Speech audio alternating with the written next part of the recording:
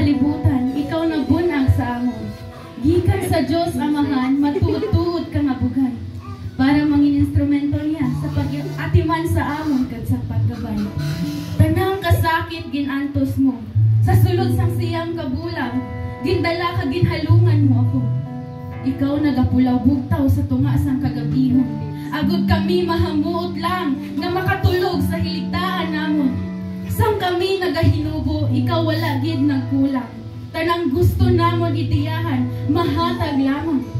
Kaugalingon kung kisa imo na ginakalimtan, si Inday kag Tuto nagaan lang sang kalipayan. May mga panahon nga kami gakadasma, sa pagtiyog sang kabuhi kami gakawala. Kadulong, kapait, walay direksyon, pero naging instrumento ka sang Diyos sa pag-agubay sa amon. May mga tion nga nadismayado ka, may mga tion nga nagahibik ka, may mga tion nga maakib ka, pero sa ulihin, nanay ka nga handa maghakos kag magbaton sa anak mong pinangga. Nay, dakong bangkat ka sa kabuhi ko, bagay na ginapasalamatan ko sa Ginoo. Ikaw ang regalo nga wala sa katumbas, regalo nga bugal kung dalon, gahapon kag sa madamo pang abwas. Kaming mga anak mo hindi man pareho, may buutan, may tungol, mga hindi perfecto. Pero isa lang ang kami sigurado, palangga ka namon sang Tuto. Sa sining kaadlawan nyo, kabay ka mo nalipay, kabay ninyo na apresyar ining simpleng bugay. Sa mahal nga Diyos kami adlaw-adlaw nagapasalamat, instrumento nga sa kabuhi nagasambat.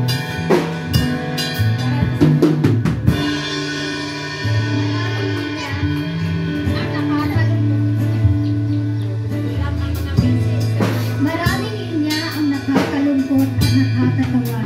Maraming sitwasyon na nakakapagod, nakakasuko, nakakaiyak, pero sa bawat pagsikat ng araw ay pag-asang dala kagaya nila ni Mama. Kagaya nila nagbulas at lalo na sa mga tatay din na tumayong ina.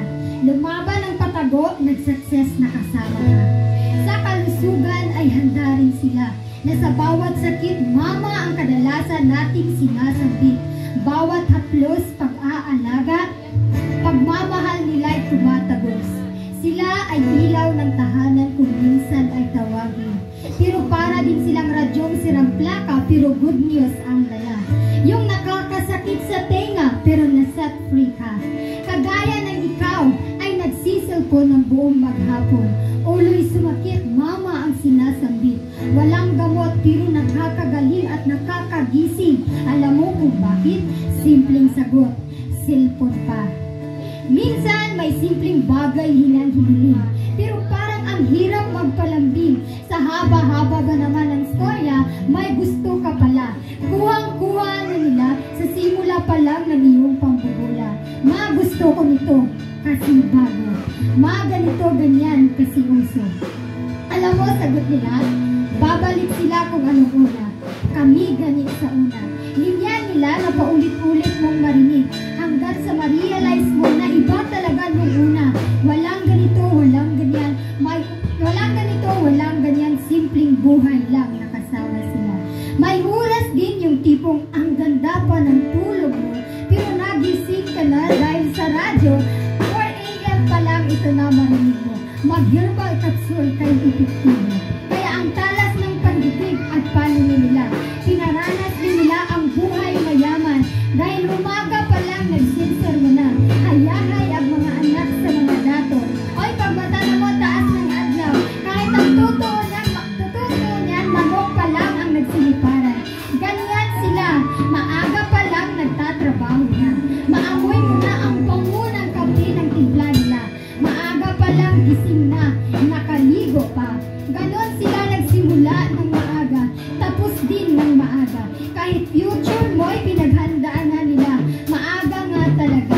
Papunta ka pa lang, pabalik na sila. Ito yung maganda, kaya hindi ka pinapagalitan kapag nagsasalpon ka, nagjujuwa ka ng maaga, gagala ka at nagtatamad ka, kundi andyan lang sila para protektahan at alagaan ka. Dahil alam nilang ikakapahaba mo kapag nasobra na at kapag tinuloy mo pa. Nanay, mama, mommy, we love you and we got you. The Lord is always